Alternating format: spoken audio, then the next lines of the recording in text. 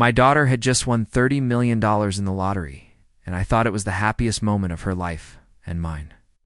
But instead of celebrating together, she turned to me with cold eyes and said, "You're no longer needed here. Get out of my house."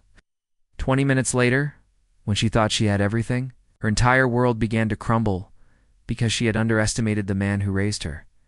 The champagne cork popped with a sharp crack, the kind of sound that usually meant celebration. I stood in my daughter Emily's kitchen, watching her laugh with her friends as they clinked glasses, already talking about yachts, vacations, and designer clothes. I should have been smiling, proud, sharing in her joy. After all I had raised her alone after her mother passed away, working 2 jobs just to put food on the table and send her to college. But as I stood there, invisible in the corner of my own child's victory, I felt something colder than the night air pressing against me. Emily had barely acknowledged me since she saw those winning numbers. And when she finally turned, her face was twisted in a way I'd never seen before. Hardened, greedy, and cruel. "Dad," she said, her voice sharp enough to cut glass. "This is my life now. You don't fit into it. Pack your things. I want you gone by tonight." I thought she was joking, even laughed, but no one else did. Her friends, people I'd never even met before, looked at me like I was some stranger who had wandered into their party. I felt the ground shift beneath me. "Emily," I said, my voice shaking, "I've been here for you your entire life. I sacrificed everything enough," she snapped, slamming her glass down so hard the stem shattered. "Don't you anything? You raised me because you had to. Now I don't need you anymore." Those words cut deeper than any knife. She didn't need me. I wasn't a father to her anymore. I was just an obstacle standing between her, the glittering life she thought she deserved. Minutes later, I found myself standing on the porch in the cold night air, a half-packed duffel bag in my hand. The front door locked behind me. My daughter had cast me out like I was trash, but she didn't know who she was dealing with. She thought money gave her power. She thought she could erase me from her life in 20 minutes. But what Emily never understood, what she was about to learn the hard way, was that I had built my entire life on endurance. Ow. On survival, on patience. And when patience runs out, what's left is something far stronger. Justice. The night was quiet, but my heart wasn't. Each beat pounded with disbelief and pain as I walked down the dark street, carrying nothing more than that worn-out duffel bag. My shoes scraped against the pavement, and I couldn't stop replaying her words in my head. "I don't need you anymore." I had heard cruel things in my life from bosses who told me I'd never amount to anything, from creditors who threatened to take everything when times were tough. But I had never, not once, expected those words from my own flesh and blood. Emily had been my reason to keep going after her mother's death. Every extra shift I took, every meal I skipped so she could eat, every dream I shelved so she could chase hers, it'd all been for her. And now, she was telling me I didn't matter. I stopped under a flickering streetlight, dropped the duffel bag on the curb, and sat down on it. My body felt heavy, but my mind was spinning. What do you do when the person you loved most betrays? At first I thought of walking away and starting a new life somewhere else.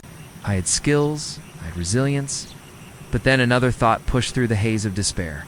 No, she doesn't get to do this. It's not like this. This wasn't just about me being hurt. This was about her becoming the very thing I had tried to shield her from her whole life. Selfish, ungrateful, arrogant. If she could toss aside the man who raised her without a shred of guilt, what would she do with $30 million in her hands? Who else would she destroy? I stood up, shoulders straightening as if a weight had shifted. Emily thought she had won the lottery, but she had actually bought herself a ticket to the harshest lesson of her life. The first step was simple. Watch, listen, learn. I wasn't going to scream at her doorstep or beg for her love. No, I was going to let her bask in her glory. I was going to let her think she had one. And then, when she was least expecting it, I would remind her of one universal truth. Money can't protect you from consequences. That night, I didn't go to a friend's house. I didn't book a cheap motel room. Instead, I stayed close. I slept in my car, parked down the street from Emily's house. From there, I could see the lights blazing, the shadows of her friends moving around inside, the endless music and laughter spilling out into the neighborhood. She was already living like a queen, drunk on wealth and attention. The next morning, I watched her leave with two of her friends in a brand new luxury car, probably one. She had rushed out to buy the second her bank account ballooned. They laughed. As they sped off, leaving the neighbors staring, I knew then that Emily wasn't just going to enjoy her winnings, she was going to flaunt them. And flaunting makes people sloppy. Over the next week, I followed from a distance. I watched her cycle, through extravagance like it was nothing. Designer shopping bags piled up in her trunk, jewelry boxes stacked on her dresser.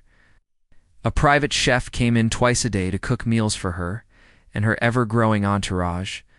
And every night, the house filled with noise-drunken laughter, strangers I'd never seen before, people leeching off her like moths around a flame.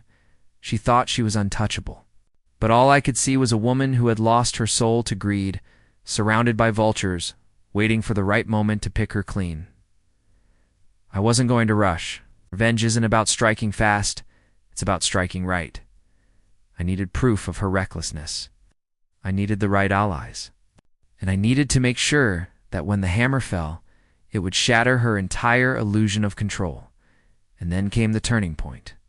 One evening, I saw Emily arguing with a man in the driveway. He was older, sharply dressed, and clearly not one of her party friends. His car, a sleek black Mercedes, was parked right behind hers, blocking her in. Their voices carried down the street. "You promised me a return on my investment." The man snapped, his face tight with anger. I told. It's coming," Emily shot back. "I just need a little more time." He stepped closer, his tone dropping lower, more dangerous. "Don't play games with me. I don't care if you won the lottery, you owe me. And if you don't pay, you're going to find out what happens to people who waste my time." I froze in the shadows, listening. Emily is already in debt, already. Dealing with dangerous people. It had been less than a month since her windfall, and she was already over her head. She shoved him, her voice shaking now. "Leave. I'll get your money. Just give me a week." He laughed, a cold sound. "You think you're powerful now, princess? But I've broken people richer than you. 1 week, no more." He got back into his Mercedes and sped off, leaving Emily trembling in her driveway. And that was when I knew her downfall was coming faster than I'd even imagined. I just had to be ready to push her over the edge. For days after that confrontation, I couldn't shake the image of Emily standing there in the driveway, her bravado cracking under the weight of a man she clearly owed. The girl who my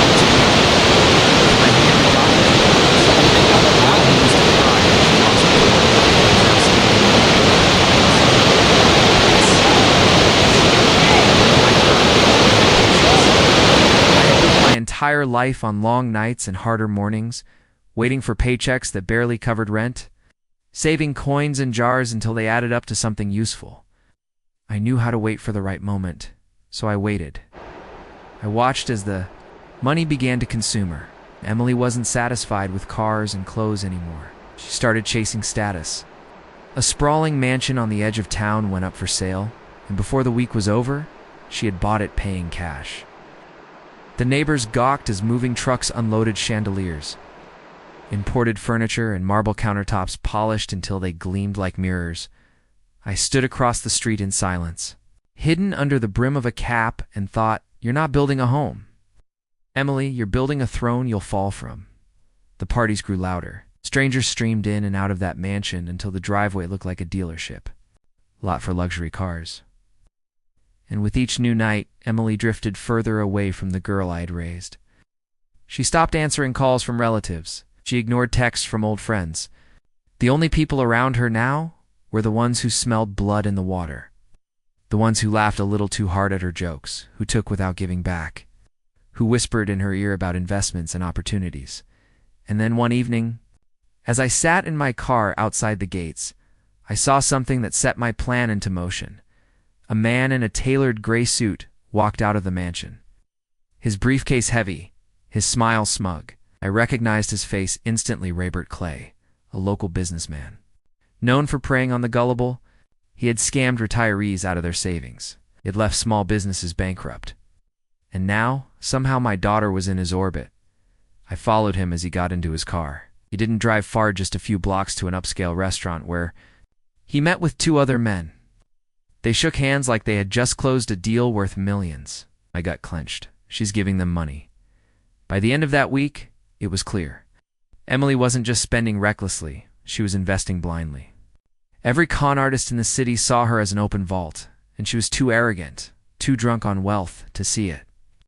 But I saw it, and I wasn't going to let it go to waste. The first thing I did was reach out to an old friend, Mark, a retired accountant who had once helped me save my house from foreclosure. Mark was sharp, discreet, and had a knack for sniffing out financial fraud. "Mark," I told him over coffee, "I need your help. My daughter just won $30 million, and she's walking straight into the hands of predators." He leaned back, adjusting his glasses. "And you want me to? What? Save her?" I shook my head slowly. "No, I want you to help me build a case. Paper trails, signatures, transfers. I want everything documented. She kicked me out of her life like garbage. She thinks I'm powerless. But if she wants to play this game, we'll see how well she handles real consequences." Mark studied me for a long moment before nodding. "All right. But if we're doing this, we're doing it right. No half measures." Over the next 2 weeks, we worked quietly. Mark dug into property records, bank filings, and corporate registrations. I shadowed Emily's movements, noting the people she met, the cars they drove, and the times they came and went, by piece by piece. We assembled a puzzle that revealed the truth. Emily was pouring millions into schemes with no returns, signing contracts she barely read, and handing trust to men who saw her as nothing more than a walking payday. The more I saw, the colder I became. My daughter had turned her back on me for this. And then, almost by fate, she gave me the final weapon I needed. One night, as her guests spilled out of the mansion drunk and loud, Emily stumbled onto the porch, her phone pressed to her ear. I was parked down the block, but the night air carried. Her words clear. "I don't care what you say. Dad's not part of my life anymore. He's pathetic. Couldn't even pay for Mom's funeral without begging for help. Why should I give him a cent of what I've earned?" Earned. That word burned in my chest like acid. She had been handed fortune.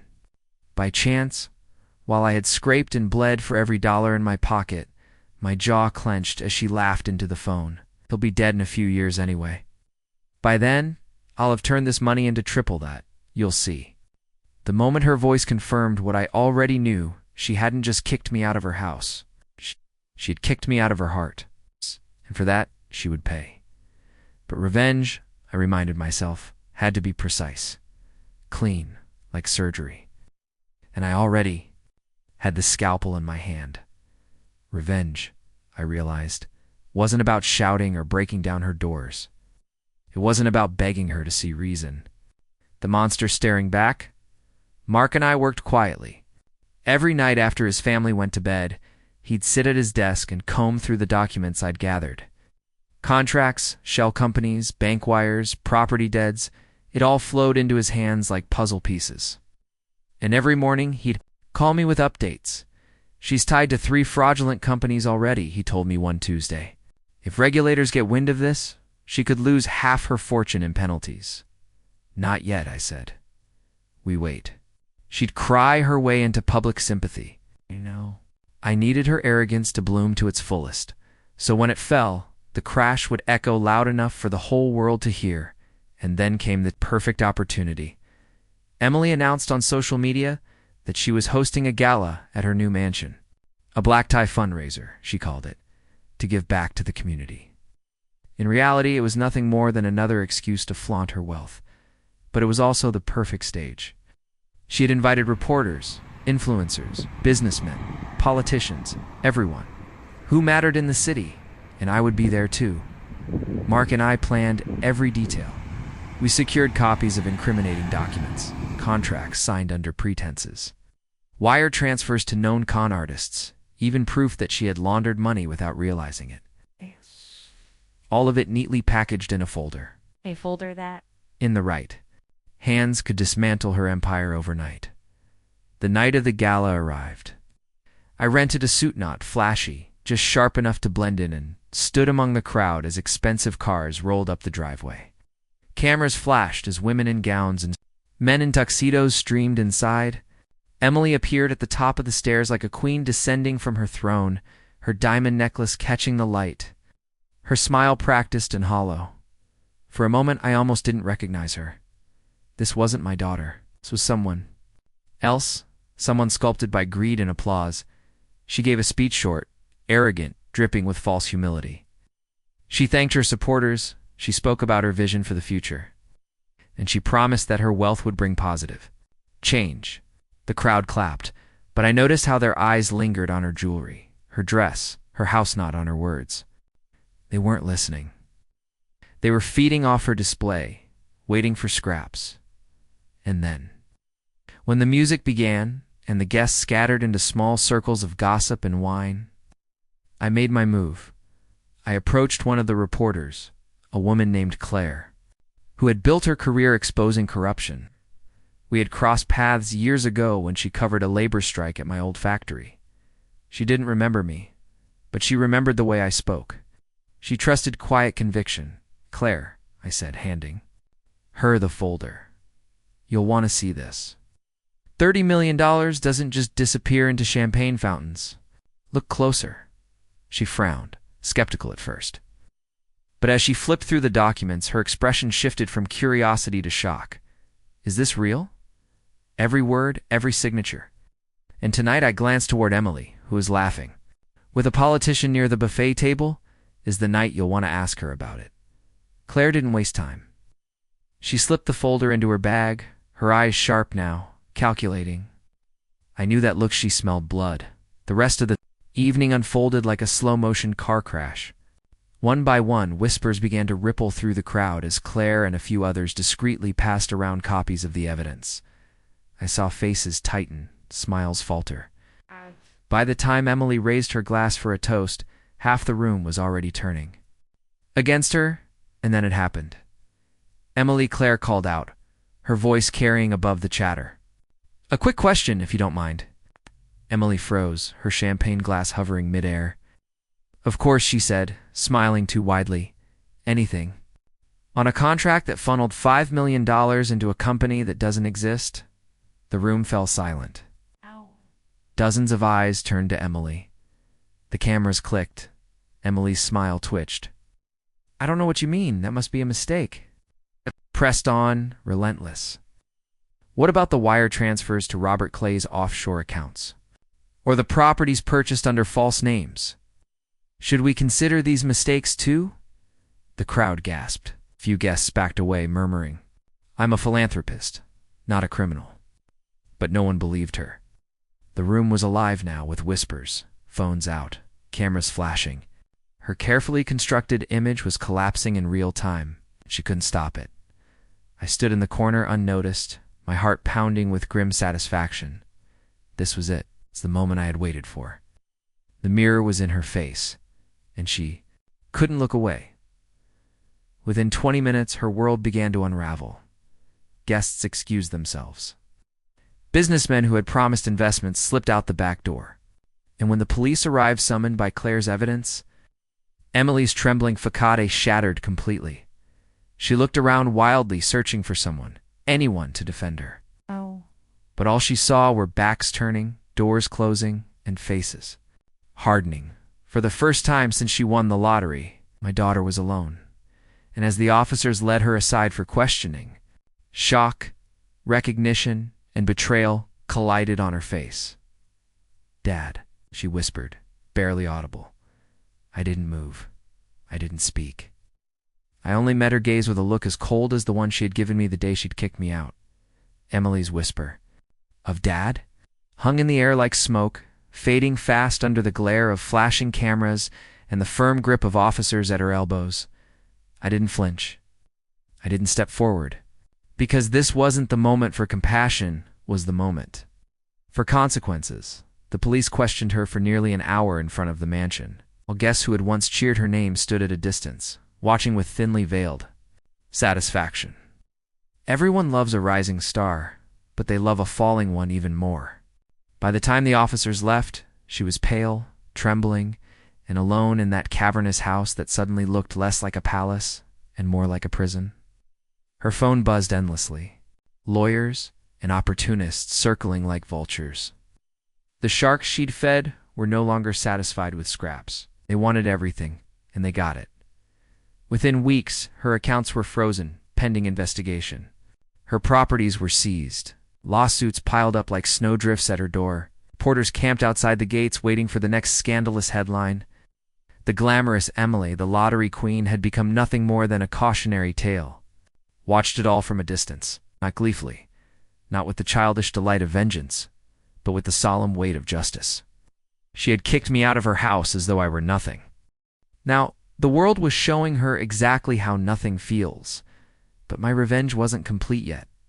One evening, I walked up the cracked driveway of the mansion. The lights were off, the garden overgrown, the place already rotting from neglect. When Emily opened the door, she was barely recognizable. No makeup, no jewelry. Just hollow eyes and a shaking voice. "What do you want?" she whispered. I stepped inside without asking. "Do you remember the day you told me I wasn't needed anymore? I should leave your house because you have money now?" Her lips trembled. "Dad, I didn't mean you meant every word." My voice was steady, cold. "You thought $30 million made you a queen?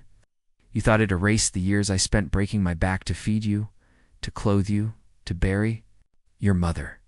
You thought luck made you better than me?" Tears spilled down her cheeks. "I was wrong. I see that now. Please, Dad, you have to help me. I don't know what to do." For a long moment, I just looked at her, at the daughter I had once carried. On my shoulders, the girl who used to slip her hand into mine when she was scared. And I realized something bitter and undeniable. I couldn't save her, because she hadn't stumbled into this ruin, she had sprinted into it. Blinded by arrogance. "I did help you," I said finally. "I gave you life. I gave you everything. I had, and when you threw it away, I gave you one last gift, the chance to see the truth before it was too late." She sank to the floor, sobbing, clutching at my sleeve. "Please don't leave me, Dad. Not again, please." I pulled my arm free. "I didn't leave you, Emily," I said softly. "You left me. The day you chose money over blood, you left me." And with that, I walked out. I didn't look back. I didn't need to. Because the sound of her sobs followed me down the driveway, echoing through the night like a requiem for the daughter. I had lost long before the lottery ticket ever appeared. 20 minutes after she had thrown me out of her house, she thought. She had won everything. But now stripped of wealth, friends, and dignity, she had nothing. And me. I didn't need $30 million. I had peace. I had justice. And in a world where betrayal cuts the deepest, that was worth more than all the money in the world.